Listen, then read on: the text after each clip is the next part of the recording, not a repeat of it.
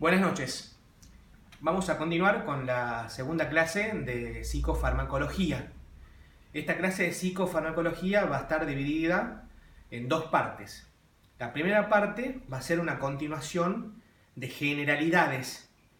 Y en la segunda parte voy a hablar específicamente ya del grupo de antidepresivos, de los inhibidores selectivos de la recaptación de la serotonina, que específicamente de la fluoxetina. Como yo siempre dije, y espero que les haya servido la primera clase, si vamos a estudiar de memoria, la psicofarmacología no sirve. Entonces tenemos que tener una base de farmacología y de psicofarmacología para que de alguna manera esto nos resulte práctico, sencillo y divertido.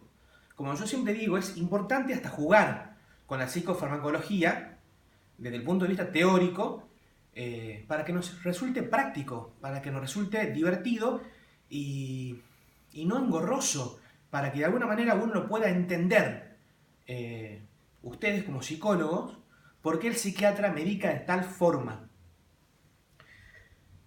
Vamos a continuar. Las teorías de las depresiones, ¿sí? Nosotros habíamos hablado que en la depresión existen dos grandes teorías, ¿sí? Vamos a hablar de las teorías desde el punto de vista psiquiátrico. Habíamos hablado de las teorías de las trimonoaminas, donde se ponían en juego tres neurotransmisores: la serotonina, la noradrenalina o norepinefrina y la dopamina.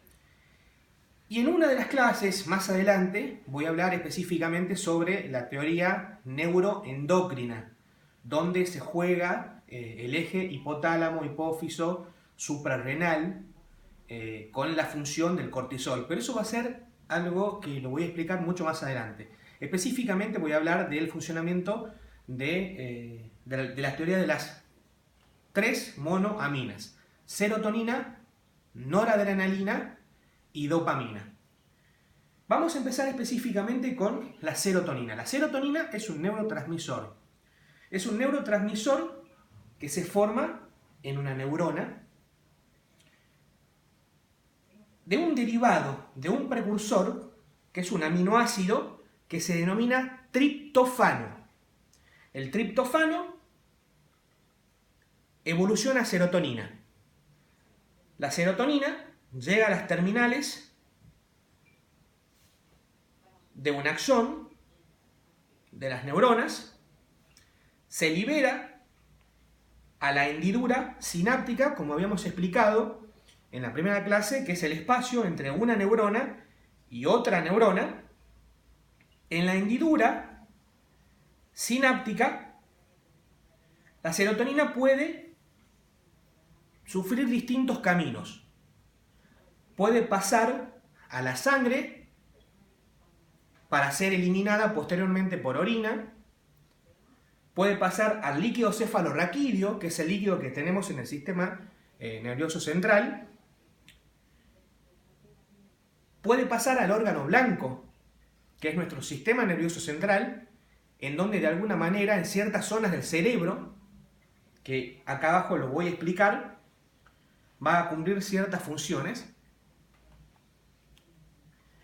O bien puede nuevamente ingresar a la neurona. ¿Y cómo ingresa a la neurona la serotonina? Acá en este gráfico, en este pequeño gráfico, la serotonina, siempre la sigla de la serotonina es 5-HT. Cuando ustedes vean 5-HT, yo me refiero a la serotonina. Bueno, la serotonina ingresa nuevamente a una neurona por un transportador, que es un receptor, que se llama receptor o transportador del CERT. Entonces, hasta acá, triptófano forma serotonina. La serotonina llega a las terminales de una neurona. Se libera de esa neurona, pasa a la hendidura sináptica. A partir de esa hendidura sináptica va hacia ciertas zonas del cerebro en donde va a cumplir ciertas funciones que son muy importantes para la depresión. Pero también ingresa nuevamente a otra neurona para ser nuevamente utilizada a partir de un receptor que es un transportador denominado transportador o receptor del SERT. Pero ¿qué ocurre? ¿Qué ocurre en una depresión? Cuando nosotros hablamos de depresión, en la teoría de las tremonoaminas, hablamos que hay un estrés crónico.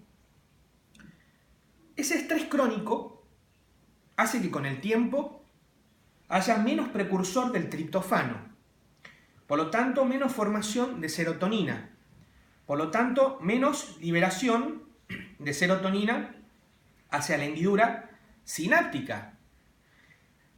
Y si hay menos liberación de serotonina hacia la hendidura sináptica, esa serotonina no va a llegar a ciertas zonas del cerebro en donde tiene que cumplir ciertas funciones que tienen que mantener nuestro estado anímico estable. Es más, al haber poca cantidad de serotonina en esa hendidura sináptica, también va a haber poca cantidad de serotonina que va a ingresar a la neurona por el transportador del SERT. Eso ocurre en una depresión. En una depresión hay una depresión o disminución de la serotonina en todos los niveles.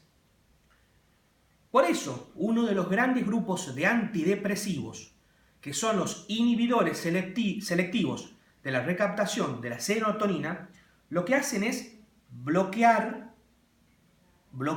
la función del SERT, de este transportador. ¿Para qué?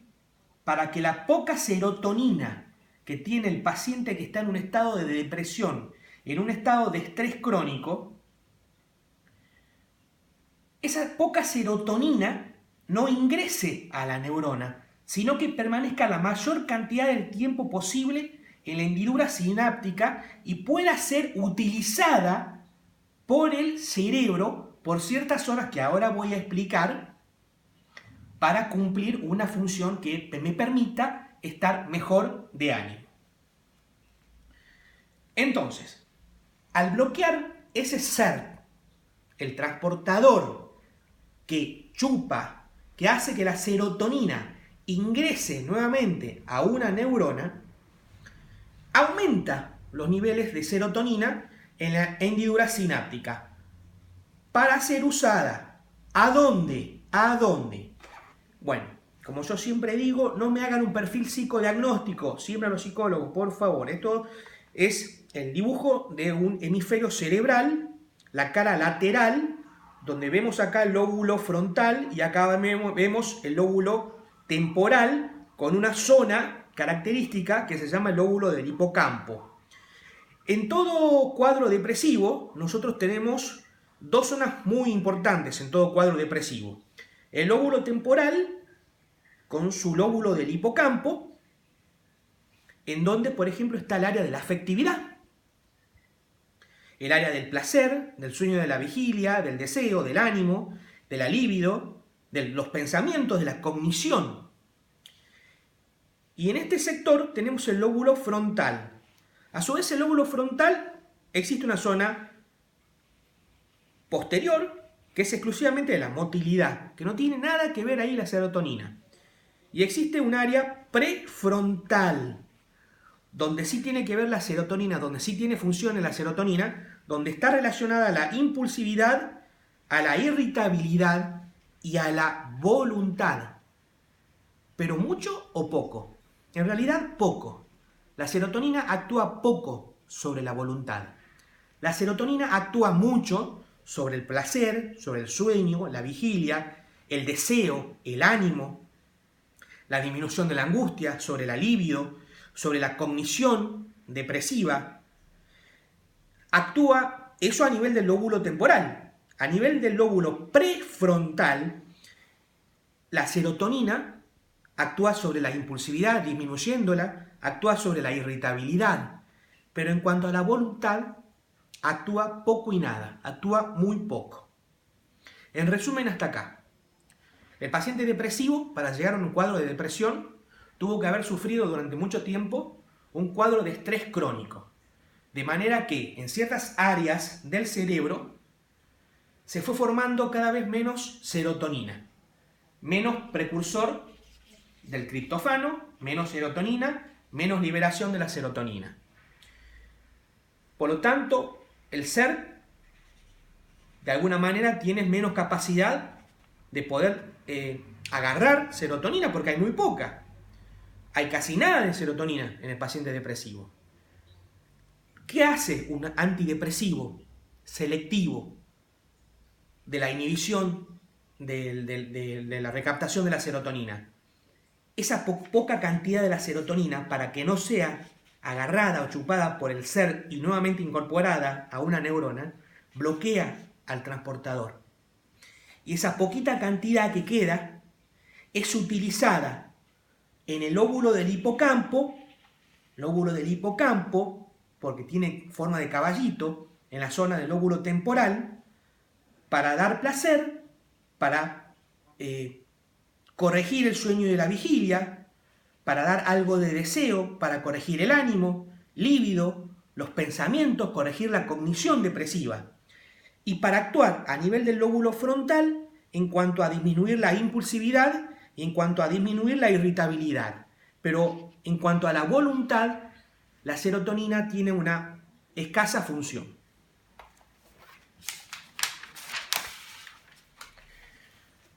Serotonina, la sigla 5-HT. ¿Dónde es la metabolización? En la hendidura sináptica, porque es ahí donde se libera de una neurona, se libera la hendidura sináptica. De la hendidura sináptica, como acabamos de decir, puede pasar a distintas partes. Es ahí donde se inactiva y forma un metabolito, que quiero que recuerden este nombre, porque lo van a leer en algunos laboratorios. Se inactiva un metabolito que se llama 5-hidroxiindol acético. Vuelvo a repetir, la serotonina, una vez que es liberada a la hendidura sináptica, se inactiva a un metabolito que se llama 5-hidroxiindol acético. Este metabolito 5-hidroxiindol acético puede seguir dos vías. Puede liberarse hacia la sangre como lo hace la serotonina. Junto a la serotonina, el 5-hidrol acético pasa hacia la orina y se libera. El 5-hidroindol acético puede liberarse también al líquido cefalorraquídeo. Resumo, la serotonina tiene como metabolito el 5-hidroxiindol acético, que es un metabolito inactivo de la serotonina. Quiero que recuerden este nombre. ¿Qué hace este compuesto? No tiene ninguna función antidepresiva. El único metabolito que tiene función antidepresiva es la serotonina. Pero este compuesto puede seguir el mismo recorrido de la serotonina, puede pasar hacia la sangre y de ahí eliminarse por orina. O bien puede pasar al líquido cefalorraquídeo y quedar en el líquido cefalorraquídeo, pero no tiene ninguna función. Y ustedes dirán, ¿por qué les complico la vida tirándole un nombre tan complejo como el 5-hidroxiindol acético? Porque hoy, desgraciadamente, los psiquiatras, y bueno, y ahí critico a mi gremio, tenemos la mala costumbre de pedir en los laboratorios a pacientes depresivos el dosaje de serotonina y el dosaje del 5-hidroxiindol acético como si la depresión se diagnosticara por un laboratorio. Error. La depresión no se diagnostica por un laboratorio. Es lo mismo cuando criticamos cuando una depresión se diagnostica por escalas. Cuando usamos las escalas, las clásicas escalas de Beck o la escala de depresión de Hamilton. Una depresión es clínica. La psiquiatría, la psicología es clínica. Es un conjunto de signos y síntomas. No voy a entrar en psicopatología, eso lo veremos más adelante. Además, doy por hecho que todos estamos formados en psicopatología.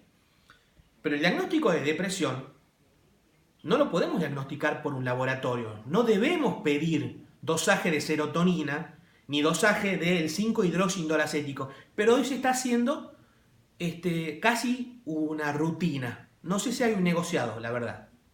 No sé. Pero bueno, como lo van a leer, muy seguido en los laboratorios de psiquiatras que lo piden, prefiero yo avisar qué es el 5-hidroxiindolacético. ¿Qué sale en sangre y en orina de un paciente depresivo si hay menos cantidad de serotonina en sangre, en el organismo? Y bueno, en sangre y en orina va a salir menos serotonina y el metabolito de la serotonina, menos 5-hidroxiindolacético.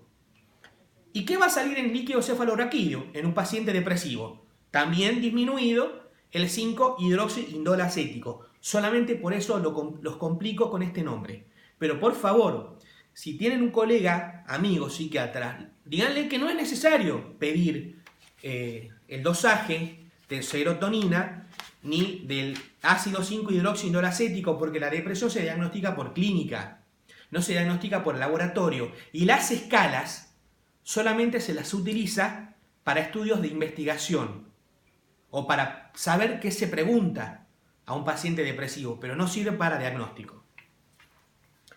Bueno, habíamos explicado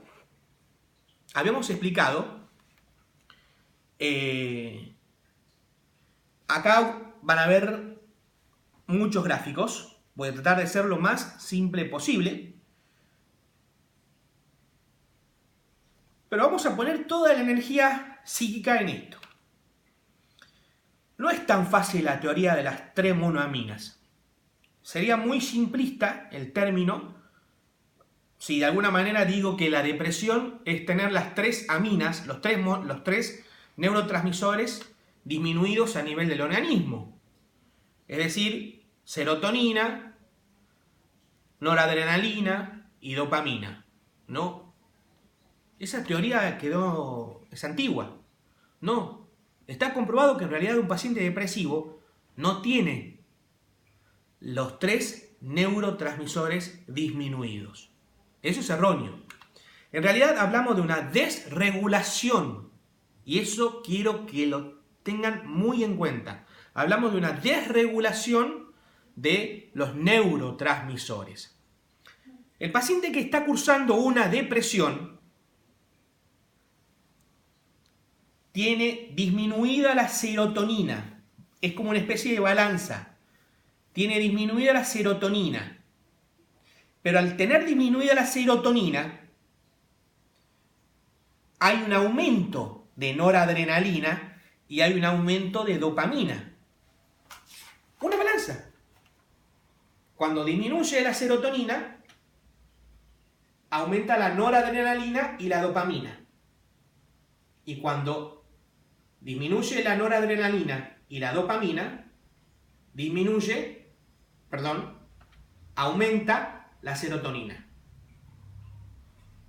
Hay una desregulación de los neurotransmisores. Entonces, se van a olvidar de esa teoría en el cual dicen que los 3 neurotransmisores tienen que estar disminuidos para haber una depresión. No. Tiene que haber una desregulación. Por un lado, la serotonina baja, que hace que la dopamina y la noradrenalina estén altas. O bien, la dopamina baja con la noradrenalina y la serotonina alta. ¿Y a qué se debe esto? A que en este juego entran 2 receptores, o mejor dicho, 3 receptores con sus 3 neurotransmisores. GABA, ácido glutámico y ácido aspartico o aspartato. El ácido GABA, el GABA aminobutírico, el ácido gamma aminobutírico. Con que ustedes digan GABA está bien. Pero ¿qué es GABA? Es el ácido gamma aminobutírico. El ácido GABA es un receptor con su neurotransmisor que es inhibitorio. Cuando se lo estimula es inhibitorio siempre. A diferencia del ácido glutámico o glutamato y del ácido aspartico o aspartato, que son excitatorios. Cuando se lo estimulan, son excitatorios. Entonces, ¿qué hace que exista un desbalance entre serotonina, noradrenalina y dopamina? la existencia de neurotransmisores inhibitorios y excitatorios. Dentro de los inhibitorios tenemos el GABA, que es el ácido gamma-aminobutírico, que es inhibitorio. Ahora voy a explicar un poquito cómo se produce esto. Y dentro de los excitatorios tenemos el ácido glutámico o glutamato y el ácido aspartico o aspartato. Estos dos últimos son excitatorios. Bueno, llegó la serotonina a las zonas del lóbulo del hipocampo, del lóbulo frontal. Esto es un hemisferio cerebral, una cara lateral. Voy a describir un poquito el gráfico. Perdón mi temblor. Médula espinal, bulbo, protuberancia, los pedúnculos cerebrales, el hemisferio cerebral. En bulbo y en protuberancia tenemos los llamados núcleos del RAFE. Núcleos del RAFE. Los núcleos del RAFE forman noradrenalina o norepinefrina.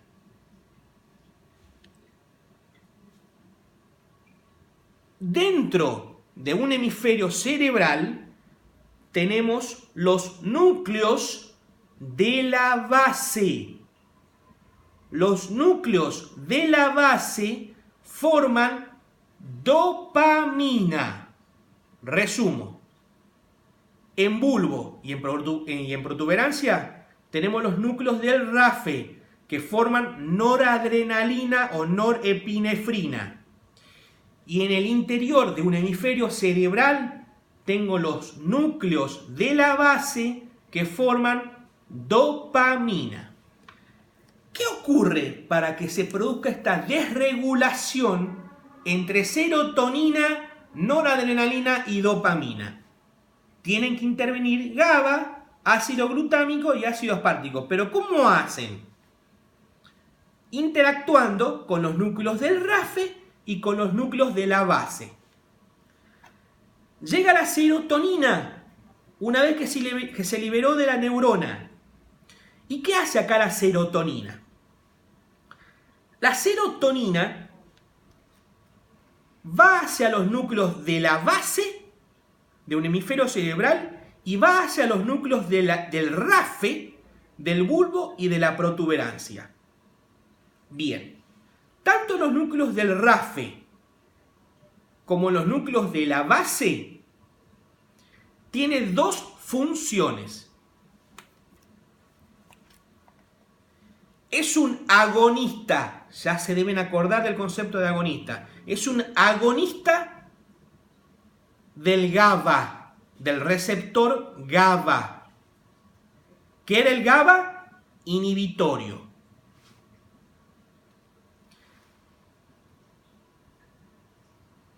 Y además, la serotonina es un antagonista en los núcleos del RAFE y en los núcleos de la base del ácido glutámico y del ácido aspartico. ¿Qué era el ácido glutámico y el ácido aspartico? Excitatorio. Si la serotonina es agonista del GABA, que es inhibitorio, ¿lo estimula el GABA? Sí, porque es agonista. Lo hace más inhibitorio. Y si lo hace más inhibitorio al GABA, que está en los núcleos de la base y en los núcleos del RAFE, formará más o menos noradrenalina o o dopamina. Menos.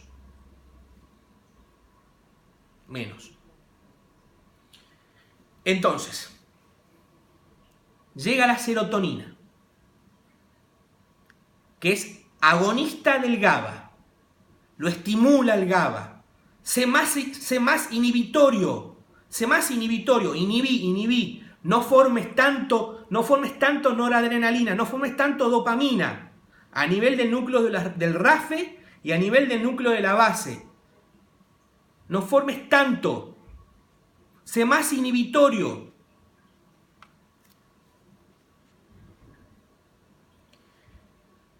Entonces, ¿qué va a hacer el ácido GABA? Va al inhibir los núcleos del RAFE y los núcleos de la base. Va a favorecer o va a bloquear la producción de la noradrenalina o de la dopamina si es inhibitorio.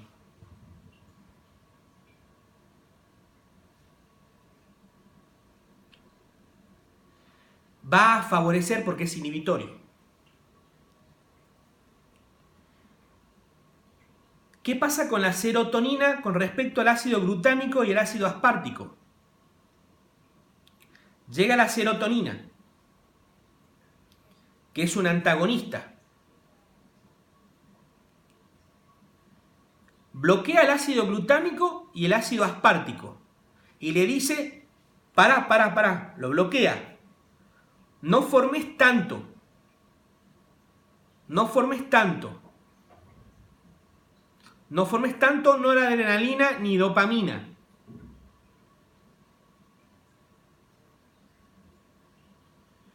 ¿Qué van a hacer los núcleos del RAFE y los núcleos de la base?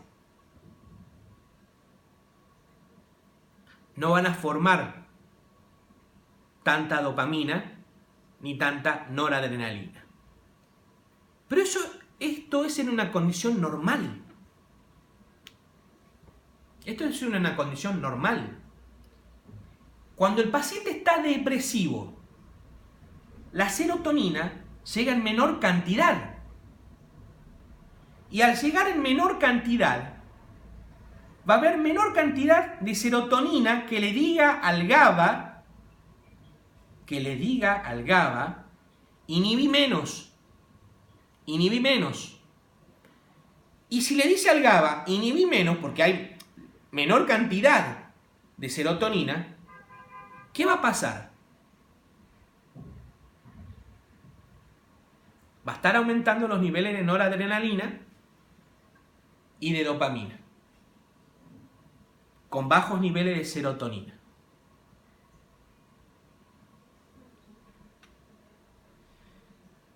¿Y qué le va a decir al ácido glutámico y al ácido aspartico? Si llega poca cantidad de serotonina,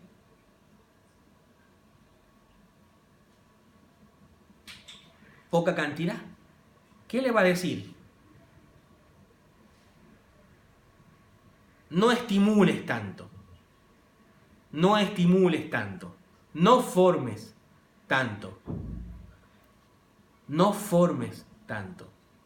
Pero como hay poquito,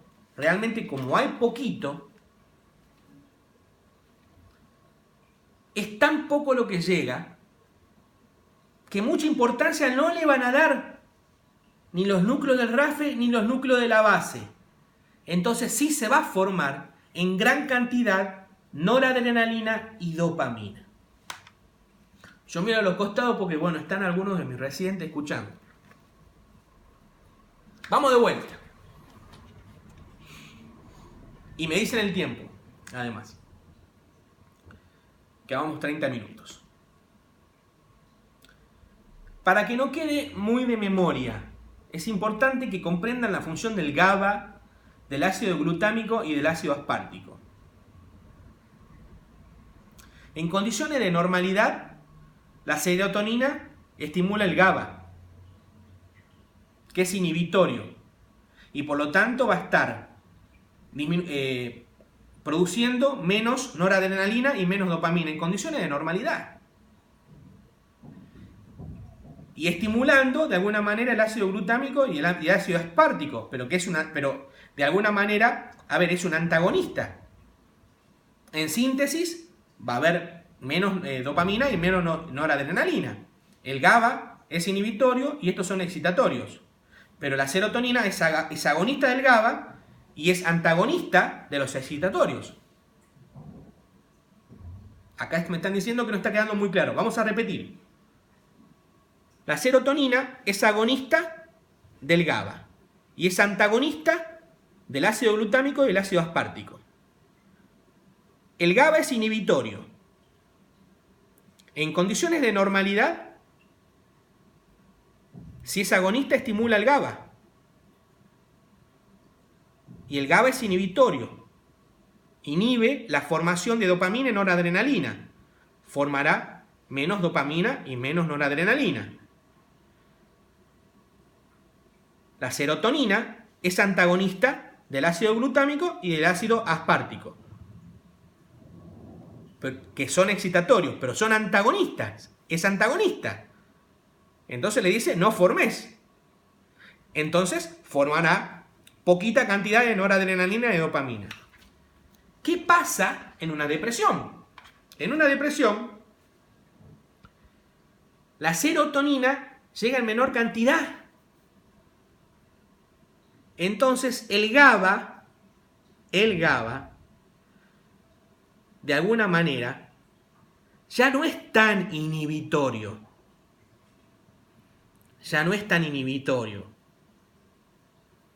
Entonces favorece la formación de noradrenalina y de dopamina. Y el ácido glutámico y el ácido aspartico es más excitatorio. Por lo tanto, favorece la formación de noradrenalina y de dopamina. Es por eso que se produce este perfil. Disminución de la serotonina y disminución de la noradrenalina y de la dopamina. Esperemos que haya quedado un poquito más claro. Esta misma formación es la que le doy a mis residentes de psiquiatría. Y quiero que así lo estudien.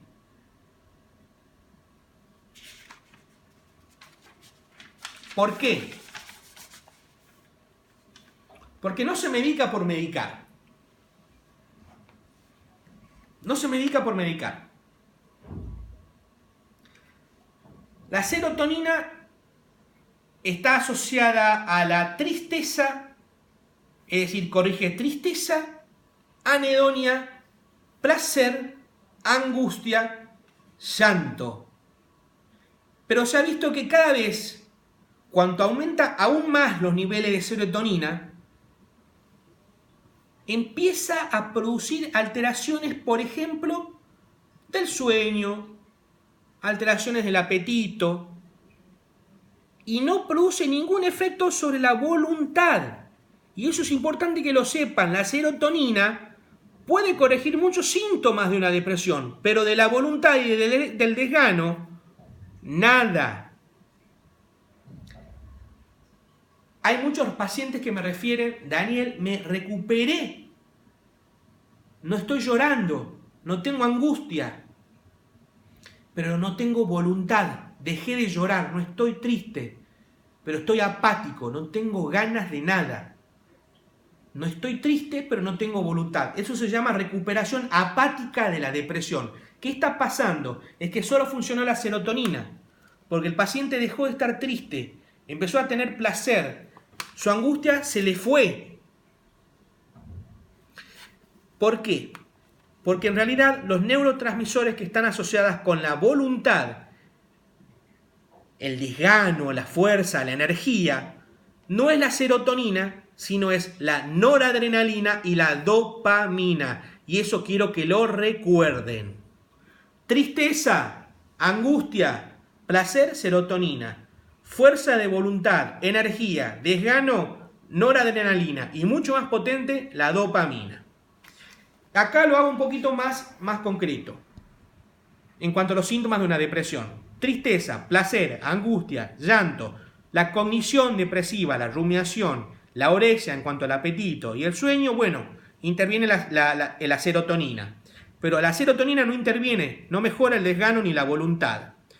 La noradrenalina mejora parte de la cognición depresiva, la anorexia, el sueño lo mejora bastante, pero donde más hace, donde mejor tiene función es en el desgano y es en la voluntad. Y en cuanto a la dopamina, aún más potente que la noradrenalina, mejora el desgano y la voluntad, más potente que la noradrenalina. Es muy importante que lo tengan en cuenta esto. Es muy importante. Porque muchas veces se dice que el psiquiatra medica y medica por medicar y no sabe por qué. No. Medicamos teniendo en cuenta esto.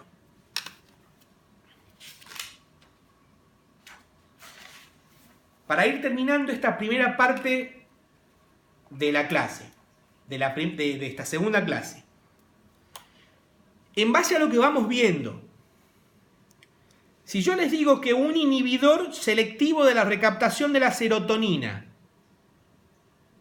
¿qué cosas mejoraría de una depresión? Todo menos que la voluntad. La voluntad no mejora. Un inhibidor de la recaptación de la noradrenalina y de la serotonina, ¿sería un antidepresivo completo? Y sí, porque mejoraría tristeza más voluntad, es completo. Un antidepresivo, como un inhibidor de la recaptación de la noradrenalina y de la dopamina, ¿sería completo? No, porque no mejoraría la tristeza ni la angustia, sería algo estimulante. Mejoraría la voluntad, la vigilia, la atención. Y un inhibidor selectivo de la recaptación de la noradrenalina sería muy pobre, serían antidepresivos efectivos. Por eso, gente, colegas, esto no se estudia de memoria, sabiendo la función y las teorías. Es algo muy divertido y muy lindo. Pongo otro ejemplo y voy a poner un antidepresivo que se llama venlafaxina, que lo vamos a ver en una de las clases. La venlafaxina tiene una cualidad que su efecto es según la dosis que se use. ¿Y por qué digo esto? Porque, por ejemplo, con dosis de 75 miligramos funciona la serotonina. O sea que con 75 miligramos de venlafaxina solamente estoy corrigiendo parte de una depresión. No le voy a estar dando voluntad. Si el paciente está buscando voluntad y yo necesito subirle la dosis de la venlafaxina, voy a estar corrigiendo tristeza, angustia, placer, pero voluntad no. Recién, con dosis de 150, voy a poner en juego dos neurotransmisores, noradrenalina y serotonina. Y recién con megadosis de 300 miligramos, 3 neurotransmisores, dopamina, noradrenalina y serotonina. Entre dosis de 150 y 300 miligramos, sí, ya es un antidepresivo que se llaman duales o antidepresivos que utilizan los tres neurotransmisores, pero que ya son antidepresivos completos, porque de alguna manera atacan todos los síntomas de la depresión. Por eso es importante no estudiar de memoria, recalco. Vamos de vuelta con el ejemplo de la venlafaxina. Ustedes van a ver por qué motivo el psiquiatra subió la dosis de la venlafaxina. Si el paciente ya dejó de llorar, por ejemplo, o no está angustiado. Porque puede ser que el paciente le haya referido al psiquiatra no tener voluntad. Entonces subió de 75 a 150 y esto se debe a que a 75 solamente funciona la serotonina que no trabaja sobre la voluntad. Cuando llegó a 150, sí, ya trabaja con la voluntad porque empezó no solo a funcionar la serotonina, sino también la noradrenalina. Y a 300, no solo la voluntad, sino el paciente está mucho más, con más energía, con mayor atención, con mayor concentración, más enérgico, porque empezó a funcionar el potente neurotransmisor dopamina, además de la noradrenalina y de la serotonina. Para ir terminando esta primera parte, quiero que también, voy a poner este ejemplo, porque muchas veces ustedes van a ver que un psiquiatra medica con 2 antidepresivos, o inclusive con 3 en algunos casos, pero con 2 antidepresivos. Y acá yo dividí tristeza y voluntad. Porque muchas veces se van a asustar y van a ver, pero están medicando con 2 antidepresivos, ¿cómo puede ser? ¿Por qué? Porque teniendo en cuenta todo lo que venimos viendo, Si yo tengo tristeza, yo le puedo dar un IRS, un inhibidor selectivo de la recaptación de la serotonina, que solamente me incorpora serotonina, que solamente me corrige tristeza, placer, angustia, pero sobre voluntad nada. Entonces al paciente le tengo que agregar otro antidepresivo que me corrija voluntad. Por ejemplo, un antidepresivo del grupo de los inhibidores de la recaptación de la serotonina y de la noradrenalina, que sería correcto, o bien un inhibidor de la recaptación de la noradrenalina y de la dopamina. La psicofarmacología es un ajedrez. Vamos a finalizar esta primera parte. Ahora continuamos con la segunda parte de esta segunda clase.